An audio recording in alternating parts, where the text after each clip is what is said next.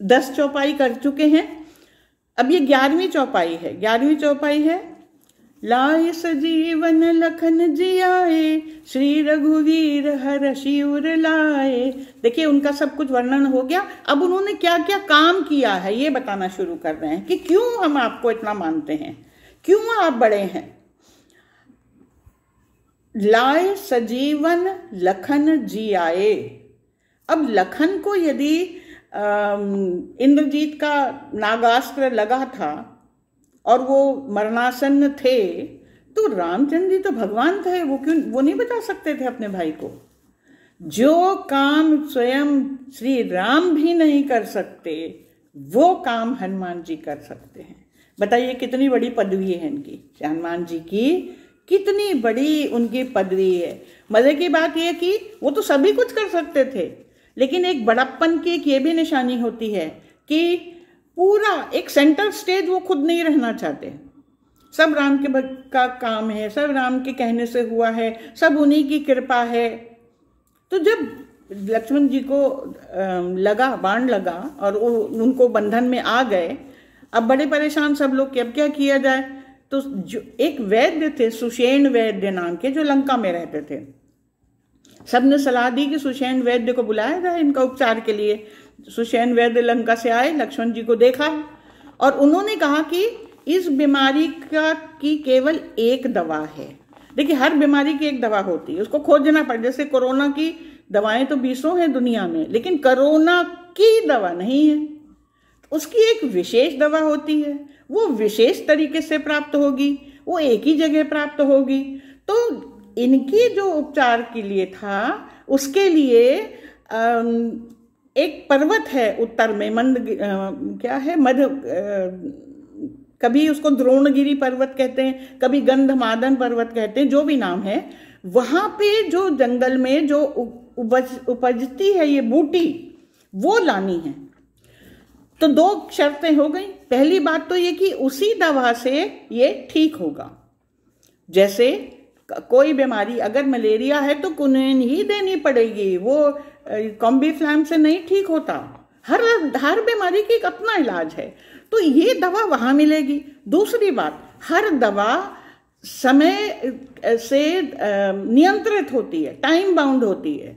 देखिए डॉक्टर किसी दवा को कहता है कि दिन में 4 बार खाइए, मतलब 24 घंटे का चौथा भाग हुआ 6 घंटा। तो ये दवा केवल 6 घंटे तक शरीर में असर करेगी, फिर दोबारा लेनी पड़ेगी। कभी डॉक्टर कहता है कि 2 दिन में 1 गोली खाइए, मतलब ये दवा 48 घंटे असर करेगी, उसके बाद आप खाइए। तो ये दवा जो चाहिए थी बूटी, ये दवा का अवधि इतनी ही थी कि ये इनके अंदर विष बढ़ रहा है शरीर में, और इतने घंटे के अंदर यदि ये नहीं प्राप्त हुई तो ये विष को काट नहीं पाएगा कोई भी। तो ये टाइम बाउंड भी है कि लाना भी जरूरी है इसको। तो सबने कहा हनुमान जी से कि हनुमान जी के लिए काल कोई महत्व नहीं रखता। काल का मतलब होता है समय। ये आगे आएगा, इसको भी हम लोग डिस्कस करेंगे कि कैसे समय की बाधा को हनुमान जी ने पार किया। तो हनुमान जी तुरंत उड़ के गए वहां। अब देखिए बुद्धि, ये तो बल की बात हो गए। अब बुद्धि से समझ में आया कि वो चाहिए, लेकिन फिर विवेक भी चाहिए था। अब इतने बड़े पर्वत पे वो बूटी, उनके दिखने में टाइम लग रहा था क्योंकि रात हो रही थी, तो सूर्यास्त के पहले वापस भी पहुंचना है। तो उन्होंने क्या, जैसे आप किसी बच्चे से कहिए कि इनको खांसी आ रही है, तुम्हारे भाई को जल्दी से दवा के डब्बे में से फलानी गोली उठा लाओ। अब वो बच्ची दौड़ के गई, वो गोली ढूंढ रही, नहीं मिल रहा, तो वो पूरा डब्बा ही उठा लाएगी कि मम्मी तुम देख लो इसमें से कौन सी चाहिए। ऐसे ही हनुमान जी वहां गए। अब बूटी ढूंढने में समय लग रहा है, समय निकला जा रहा है, तो वो पूरा मेडिकल स्टोरी उठा के ले आए। पर्वत ले चलो, खुद ही सुषेण वैद्य खुद ही ढूंढ लेंगे इसमें से कौन सी बूटी चाहिए। अच्छा, एक बात इसमें और भी है। हनुमान जी जब लौट रहे थे, क्योंकि उन्हें समय, इसमें टाइम मैनेजमेंट भी सिखाया है। आप दवा ढूंढने में जितना टाइम लगाते तो सूरज उग जाता, वो समय निकल जाता, तो हनुमान जी, लक्ष्मण जी कैसे ठीक होते। समय के अंदर काम करने के लिए जो भी आपको उसके करनी पड़े, उसकी बातें, उसको तरीका निकालना पड़े, वो निकालिए। पूरा स्टोर ले जाइए, पूरा डब्बा ले जाइए दवाई का, ढूंढने वाला तुरंत ही ढूंढ लेगा, आप टाइम मत वेस्ट करिए। तो ये टाइम मैनेजमेंट का भी बहुत बड़ा सूत्र है। जब और इनको एक आगे भी एक जगह आएगा कि हनुमान जी को ज्योतिष का बड़ा ज्ञान था, कि सूर्य से कनेक्शन उनका कई जगह है, ये आपने देखा है। तो सारे नवग्रह सूर्य सब इनके अधीन थे, सबसे खेलते रहते थे ये। और यही ज्योतिष ज्ञान रावण में भी बहुत था। जब रावण को पता चला कि दवाई लेने तो हनुमान जी गए हैं, और वो तो बड़े चतुर हैं, वो लेके चले आएंगे और रात खत्म होने के पहले वो लौट भी आएंगे। उनको ज्योतिष का इतना ज्ञान था कि उन्होंने सूर्य देवता का आह्वान किया और उनसे कहा कि तुम समय से पहले उग जाओ, तुम रात को ही उग जाओ। देखिए टाइम काट रहे हैं वो, ये 8 घंटे के अंदर पहुंचे, जब सूरज निकलेगा तो आप 4 घंटे पहले ही निकल जाओ, तो उनको 4 ही घंटे का टाइम मिलेगा, दवा पहुंचेगी नहीं यहां तक। देखिए कितना उनको ज्योतिष का ज्ञान था, वो नक्षत्रों को प्रभावित कर सकते थे, उनकी चाल समझते थे, लेकिन उनका ज्योतिष ज्ञान किसी को नुकसान पहुंचाने के लिए प्रयोग में होता था। और हनुमान जी का जो ज्योतिष ज्ञान था आगे आएगा एकाध चौपाई में, उसको हम लोग उसकी चर्चा करेंगे।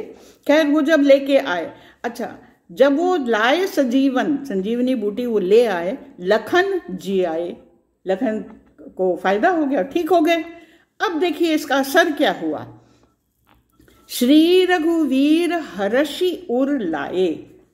श्री रघुवीर जो थे वो हर्ष, खुशी के मारे इतने खुश हुए। एक माँ को अपनी चोट ठीक होने में इतनी प्रसन्नता नहीं होती जितनी कि बच्चे की चोट ठीक हो जाए तो प्रसन्नता होती है।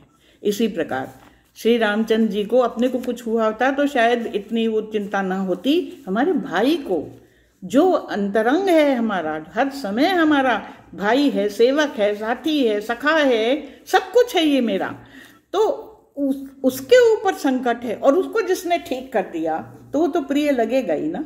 और कितने खुश हुए। देखिए ये होता है इंतहा प्रसन्नता की इंतहा जो होती है, तो उसमें क्या करते हैं लोग, कोई इनाम दे देते हैं, थैंक यू बोल देते हैं, धन्यवाद दे दिया, कुछ उसके लिए आपने फेवर कर दिया, कुछ काम उसका कर दिया। लेकिन रामचंद्र जी को नहीं समझ में आ रहा कि हनुमान जी के लिए हम क्या करें, इनको क्या दें, इनके पास तो सब कुछ वैसे ही है, इनके पास तो इतनी कलाएं हैं, ये जो चाहेंगे ऐसे ही प्राप्त कर लेंगे।